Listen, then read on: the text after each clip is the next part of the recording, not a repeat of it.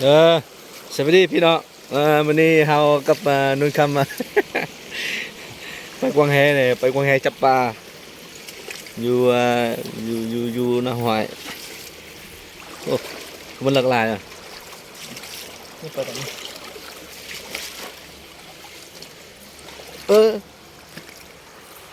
นี่ให้สุดใจได้ มาพี่น้อง อยู่ถึง อยู่ในมีป่าพี่น้องเอามาดูน้ำกัน อยู่ถึงอยู่หลักเลย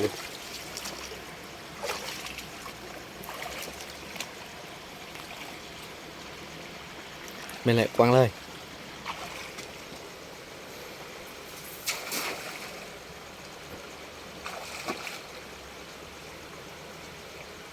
โอ้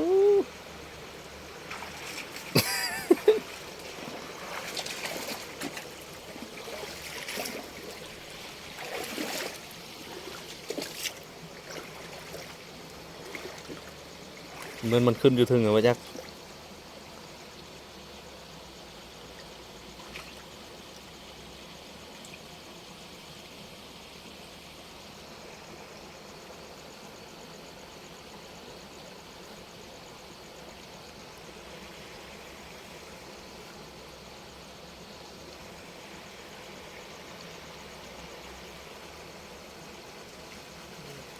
อุ้ย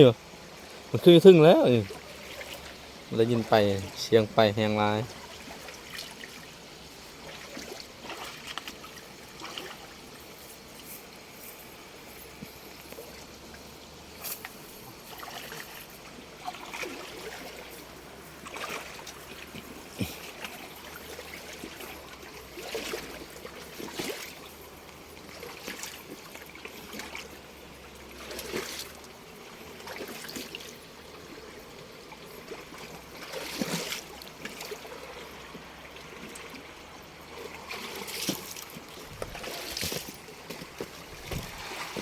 อืม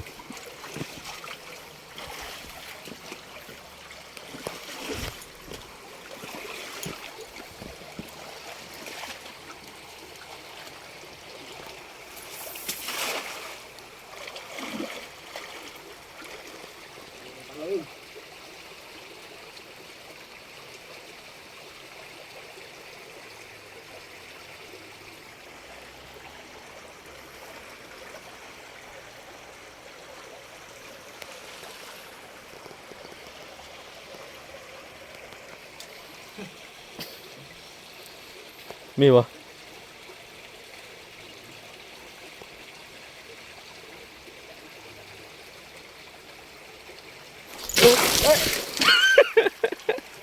ตาย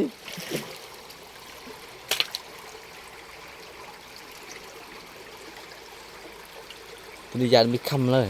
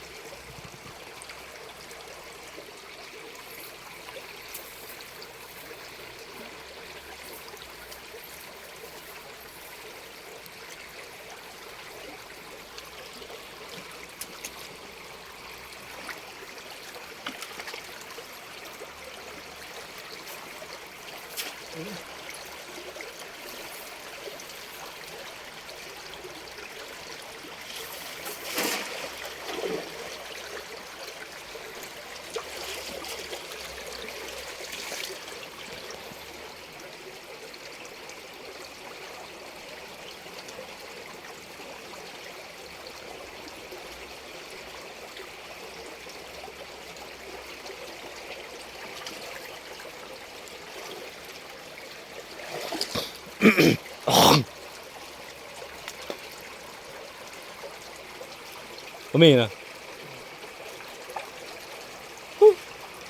บ่มี เป็นไงวะ เห็นเนี่ยเห็นขึ้นอยู่ถึงเลยขึ้นอยู่ลุมเหมือนบ่ถึกว่ะ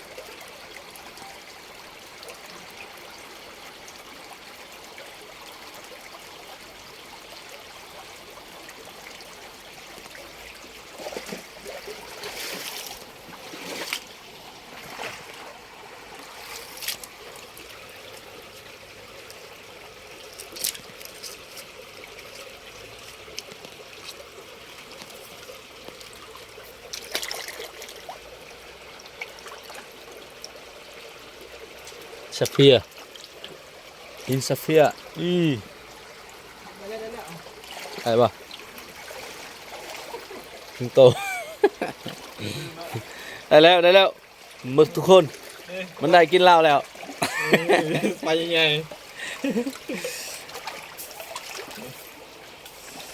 บีบคอเลย ขาเลยมั้ย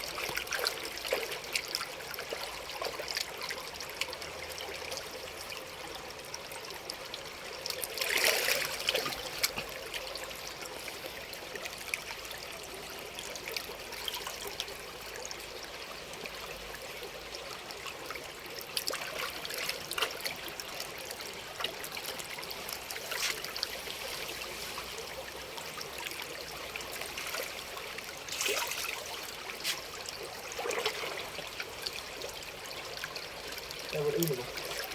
หืม คนที่ใช่หรือเปล่า ไปหมดเองลองเทื่อหนึงก่อนใส่เทื่อหนึงยันมึงยาเขาบ่ถึก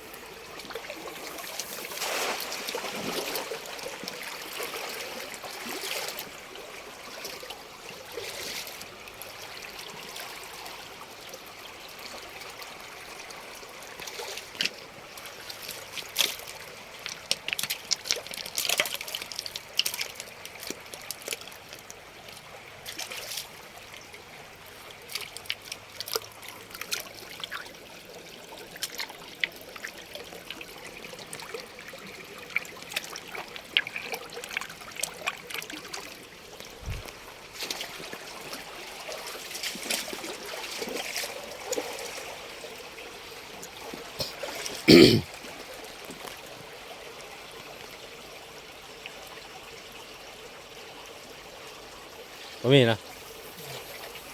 ใหญ่